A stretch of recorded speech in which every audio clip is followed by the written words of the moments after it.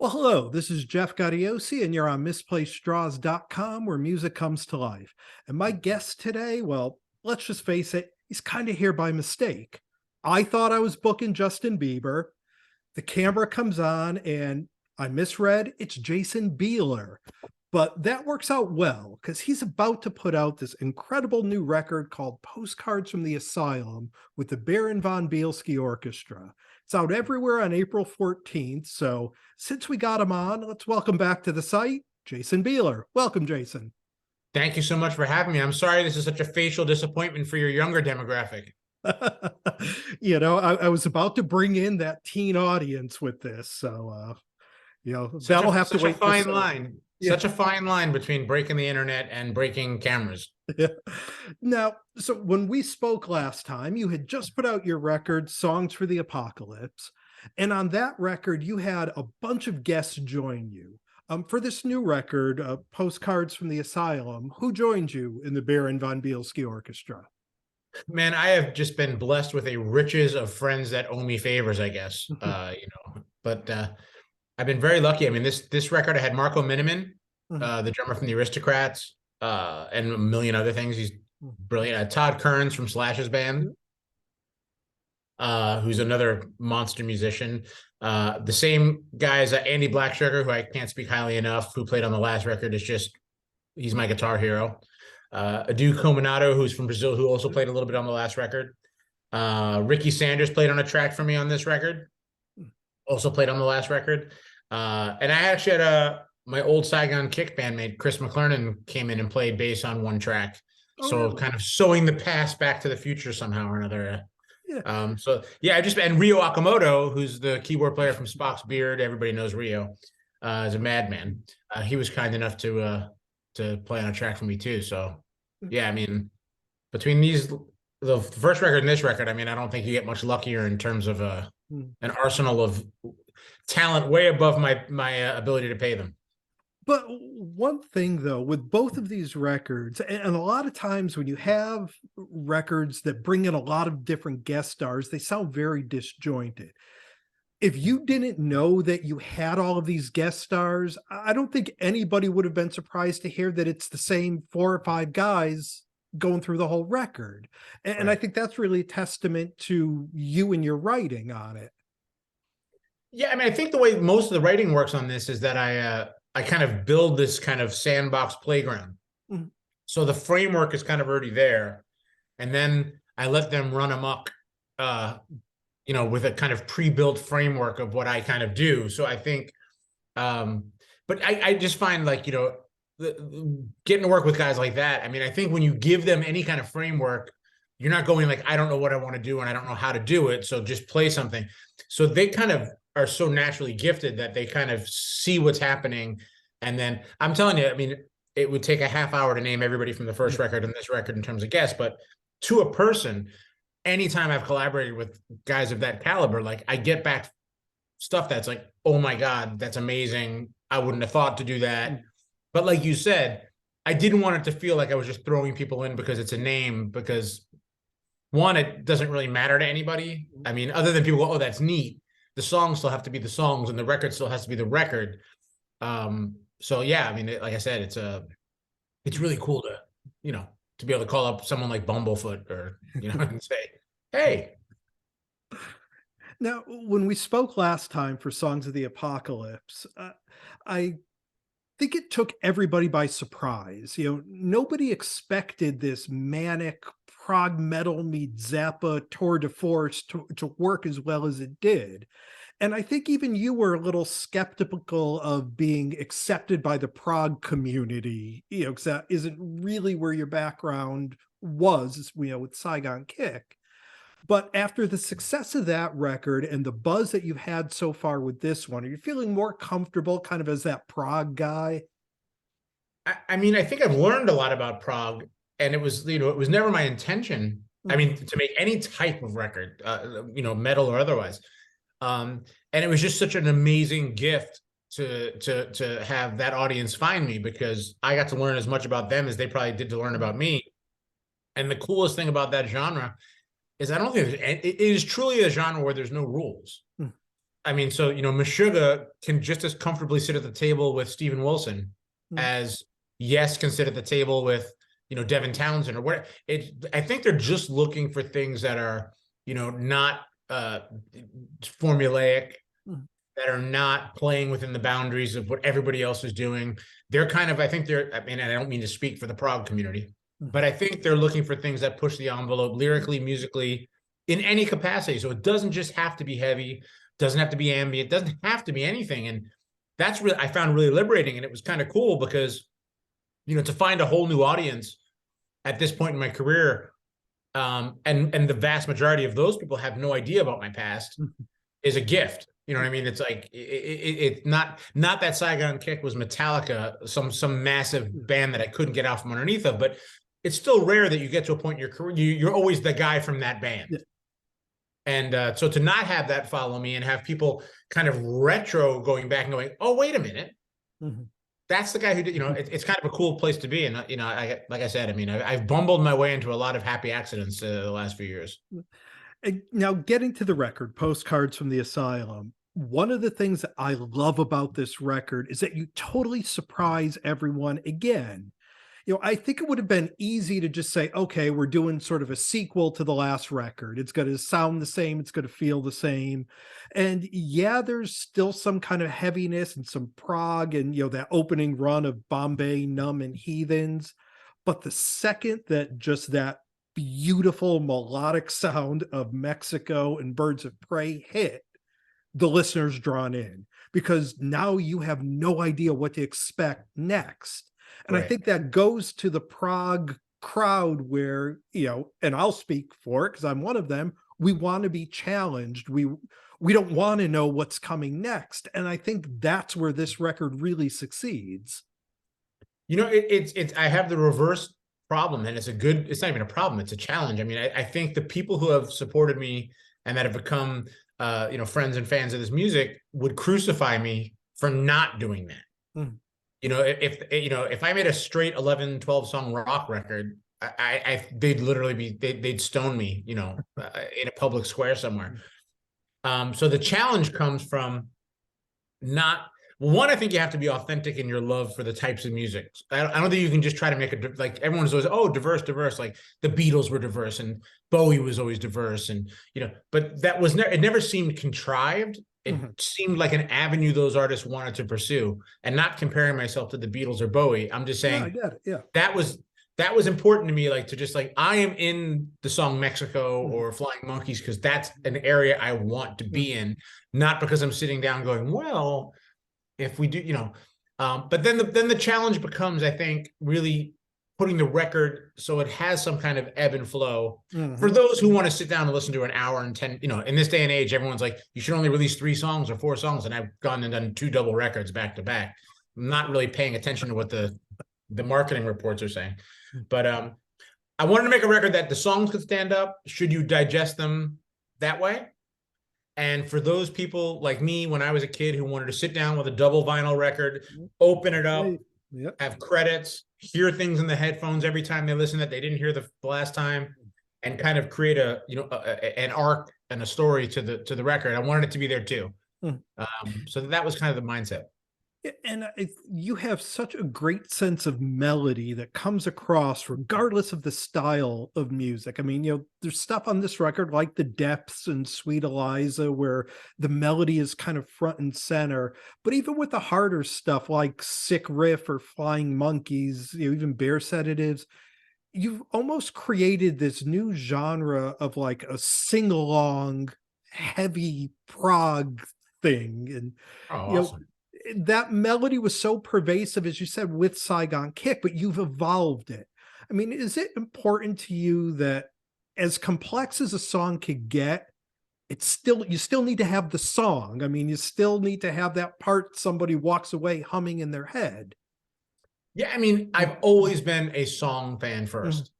The thing about prog for me, and I don't speak for anybody who makes prog, is that it gives me more avenues to experiment or modify things or go down different avenues, not at the risk of not having a song. Mm. Like, to me, my favorite prog things are when I don't even realize they're in an odd time signature, or when I don't, as a fan of some of the Pink Floyd stuff, or, everybody always brings up, even something like Salisbury Hill. Like, I never knew that was in seven. Mm-hmm.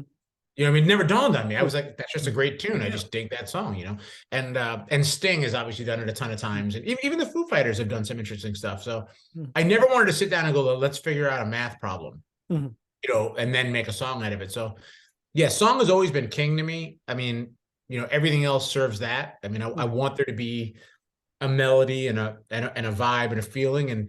And what I find that the progressive stuff has allowed me to do is like not feel confined by a structure, not feel confined by sonics or where I can go with it or arrangement, dogma that's, oh, if it's a pop song, it's this, So it's kind of trying to be a slave to both those worlds, I think.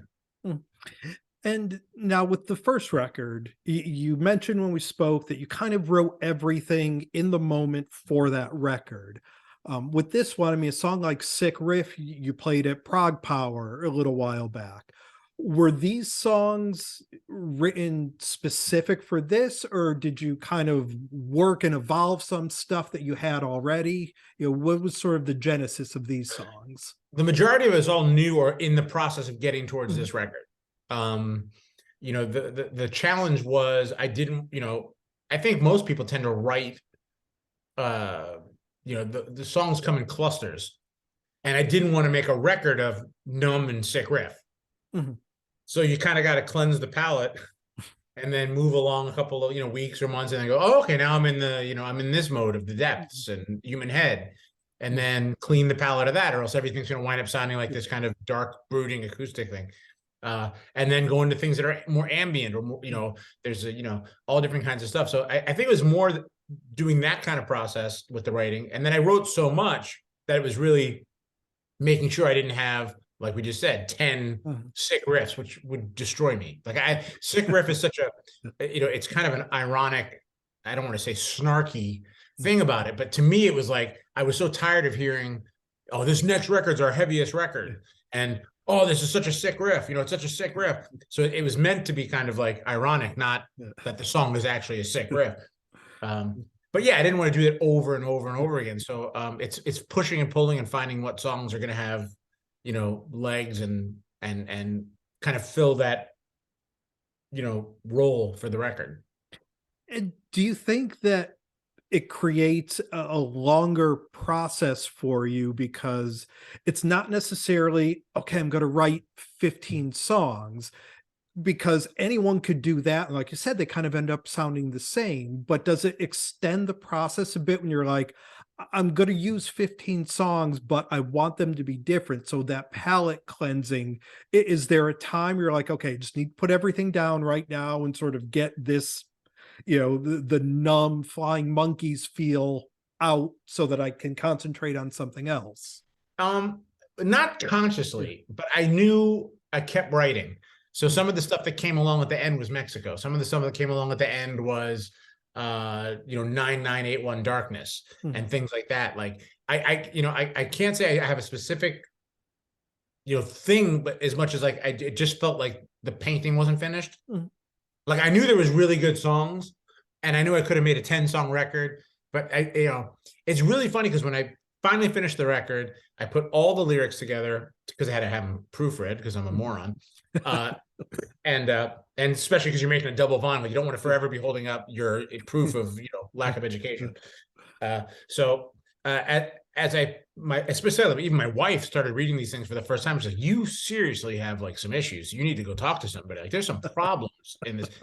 And then the art person who I've worked with on the last record as well, who's just a genius, Robert Merrick, he was kind of putting it, and he's like, this is like a concept record. Like, are you aware that you're kind of like, if you flow through it and some of the themes and how it all ends up, which I wasn't actually consciously aware of. So yeah, but the vibe was more like, I don't know, something just goes off in my head. And I was like, this one was difficult to get to that point. It wasn't that I didn't have enough material. It just felt like there was, there was a piece. Like, did I have the pieces all together finally? Like, did it all stand up? So that took longer than writing anything in particular. Mm. And then once you have it all, and you mentioned this a little earlier, and it's something I bring up in so many interviews, but kind of the sequencing of it, the ebb and flow. Are you sitting there like a puzzle where you have all of these pieces, and okay, which order do these pieces fit best in? Yeah, I mean, I think a lot of it spoke for itself in the sense of where, like kind of angry children on a line. Mhm. Like, I'm first, I'm going to be set, Mhm. and knowing too that, you want to kind of, we live in a time where not everybody has the luxury to sit with headphones on Mhm. and just find out what every artist is about. So I wanted to make sure that songs could kind of stand up in the sequencing. Like I wanted to make sure that for those who, like the one mistake, I wouldn't say it's a mistake, but last record I learned is like how many people like listen to the intro Mhm. just because it was first on Spotify Yeah. and didn't even get, that intro was more popular than some of the songs. And that really just comes down to a fact of people are going to listen. Yeah. Okay, maybe I'll get to the next, but I don't have time. So Mhm. that played a little bit of a role. But yeah, I mean, I wanted to, I guess, I wouldn't say I wanted it to feel like a movie. Yeah. Mhm. I wanted it to have a beginning. I wanted it to go somewhere in the middle. And then I wanted it to kind of have this end Mhm. part to it. So, I wanted to feel more importantly than really anybody else's perception. I wanted to feel like this has been birthed. Mhm. Now the Baron von Bielski Orchestra can go to space. Like we've done this. We've finished with this land. We're going to the next place. Mhm. And that just, I think, at some point became apparent. Yeah, and I think, as we were kind of saying earlier, where this, still surprises the listeners who like the first record. I think it is a growth and evolution of birth. You sort of set up with the first record what's going to happen, and then with this record, okay, now it's born and it's this full thing, and it encompasses all of this. Right. Mm. Yeah. I mean, hopefully, I mean, I mean, I just know the records that meant a lot to me, you know, the classic records, they did that. Mm. They took you someplace, Mm. and I think great records, sometimes all of them don't make sense. The whole record doesn't make sense at the time when we first got them. Yeah. Like I find myself now, whether it's Queen or we talked about David Bowie, like Mhm. I wasn't, Bowie was so far ahead of me, like I needed to catch up. So what didn't make sense to me 20 years ago is now my favorite stuff. Mm. And that's what I think great records do. Queen records, Beatle records, Yeah. we go down the list of that stuff. You go back and you're like, wow, what I loved as a kid is still always going to be great. But I didn't realize how good this was because I wasn't ready for it. So that you want to try to make something that hopefully isn't just nothing wrong with passive music Mm. and listening to great pop songs that don't really mean anything. I love them as much as the next person. Yeah. But there's something different about, I think Mm. our mutual favorite records and favorite artists that stand the test of time. Mm. And you try to aspire to do that. Well, and kind of along those lines, about a year ago, I interviewed Jonathan Mover, when he was doing the spring tour with his covers band Project. And he Mhm. mentioned how you were pretty much the original guitarist in that, Mhm. and what did you learn kind of revisiting some of those classic prog songs again that maybe were ones that were a little too complex when we were younger listening to, but now that we're older we kind of appreciate them? It's such a great question because Mover, as we all know, is one of the greatest Mhm. drummers of all time. And he's just, he called me up and he's like, hey, I'm doing this prog project. Would you be interested? And I was like, Jonathan, like, I want to tell you right up front, anytime I can play with you, the answer is yes. Now, in terms of prog to me was like Genesis with Phil Collins hits and Owner of a Lonely Heart. Like that's my Peter Gabriel, like, the Sledgehammer record. That's that, I was aware that I always had to say Robert Fripp was great, but not necessarily as aware as I should be. Why? It was like that's passed down from generation.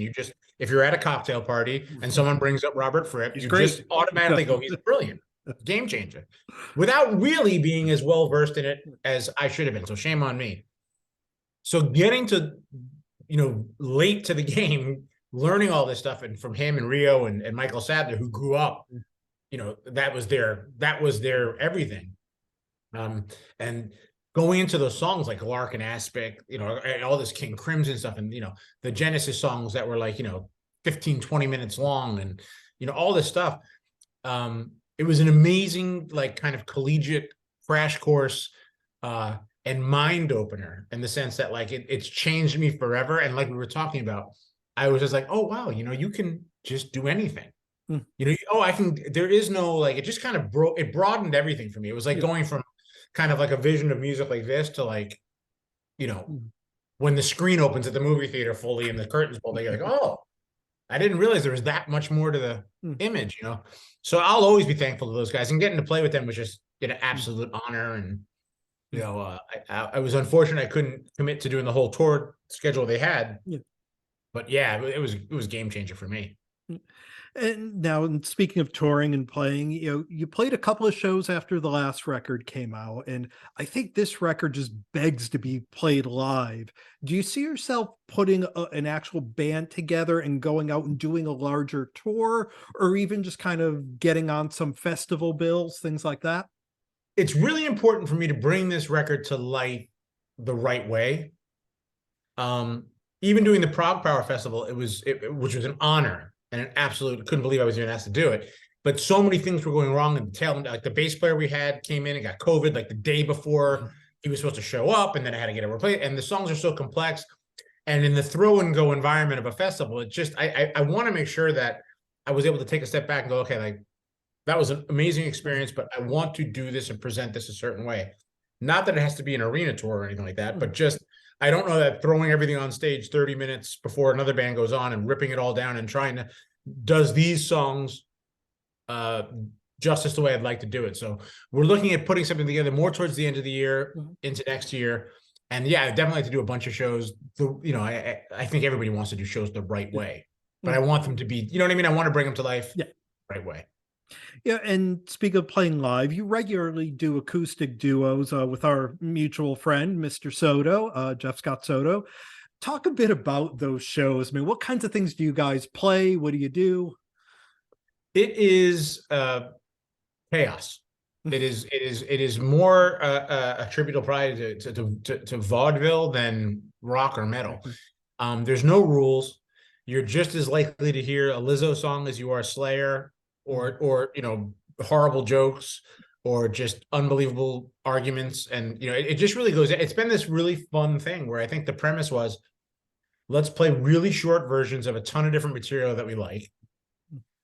Let's go to cities we love, and, you know, with great restaurants, and find a way to have a, you know, a boys' weekend whenever we're not doing other things.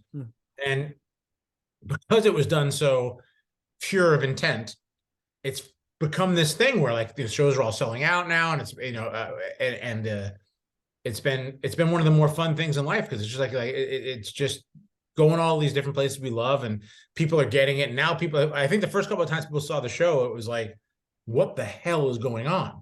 They were laughing, they were enjoying, but they like, I don't know what is happening, because it's not, calling it a storyteller's hour to me is like, it's most acoustic shows, I think, are just indicative of, like, okay, I've heard 3 songs now, and now I want to kill myself. It's enough. Like, I just don't want to sit here. I can't, please play a hit and let me get back to the car. And we wanted to do the absolute opposite of that. So we've been kind of, it's really been a lot of fun. And obviously I've known Jeff since I was 18 years old. So he's one of my oldest friends. He gave me my first job in the music business, which I think we talked about last time. And so, yeah, I mean, it's just, like I said, you're talking to one of the luckier people in show business. I mean, there's a couple of guys that did better than me, like maybe the Beatles and Zeppelin, but in terms of luck, I feel like I'm pretty damn lucky. Yeah, and I think Jeff holds the record. You know, if my show were Saturday Night Live and you get the 5-timers jacket, Jeff would have one. I think he's been on here 5, 6, 7 times. So just a brilliant guy. You guys ever write together? Ever see a Bieler Soto record? You know, we've dabbled in discussion, but then we realized, like, you know, there's something so pure about not writing together. Yeah, I get it. And not ruining. Yeah. this, we can sit there and say, do you want to do a Carpenter song? Yes. You know, or do you want to do a Harry Styles song? No, or yes. And it's never a personal, like, we're not in that dynamic of, like, creating music. So we spend more time going, like, well, I'm going to say this, or this would be a fun topic to bring up, or we could argue about that. Like we just start arguing randomly in the middle of the show, not even arguing, just having discussions. Like, cause like, for example, like he always texts me like 9 pages of like detailed stuff. And I'm like, dude, email me. You know, I can't go back and search text for like this. Like to me, a text is like lobby 5 minutes. Yeah. You know what I mean? Like not detailed flight information and immigration protocols for, so, and we'll just bring that stuff up live. And 5 minutes later, we're arguing like 2 old guys, like from the Muppets. Well, we've been spending some time here with Jason Bieler. The new record coming out is called Postcards from the Asylum. I cannot recommend it enough. I mean, yeah, I know we're only into March, but right now this is one of the records to beat for record of the year. I mean, it's just really, really good. So, well, we can call it right now if you want to, just to save time for everybody. I mean, there you go. Might as well. It's record of the year. It's March and it's record of the year. Fantastic. Yep, we're done. Anyway, man, thank you so much for doing this. Best of luck. I hope we can catch you on the road sometime soon and come up here in the Northeast. Absolutely, man. I appreciate it. Where are you? I'm in Connecticut. Oh, Jeff and I are coming. Mohegan Sun Wolf Den? No, I don't even have the date. I just got notified that we have the dates held. So we're doing like a Philly, New York, Boston, and Connecticut thing. Nice. Because I've been talking to him about trying to get you guys up here. So I'm really glad you are. So I will see you there, my friend. Awesome. Thank you so much for having me, buddy. I'll hope to see you soon. You got it. Thank you. Take care.